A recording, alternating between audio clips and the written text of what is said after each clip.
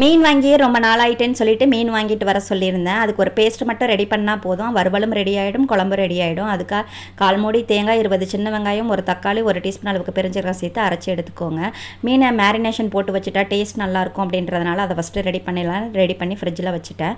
குழம்பு ரெடி பண்ணிக்கலாம்னு சொல்லிட்டு அரைச்ச பேஸ்ட்டு, மஞ்சள்தூள், மிளகாத்தூள், மல்லித்தூள், குழம்பு மிளகாத்தூள், ஒரு லெமன் சைஸ்க்கு புளியை கரைச்சி அதில் சேர்த்துக்கிட்டேன் அந்த தண்ணியையும். இதுக்கப்புறம் நம்மளுக்கு எவ்வளோ குழம்பு தேவையோ அந்த அளவுக்கு தண்ணி சேர்த்துக்கலாம். கருவேப்பிலையும் பச்சை மிளகாவும் கீரை சேர்த்துட்டு இதை மூடி போட்டு இதை அப்படியே கொதிக்க விட்டுடலாம்னு சொல்லி கொதிக்க விட்டாச்சு.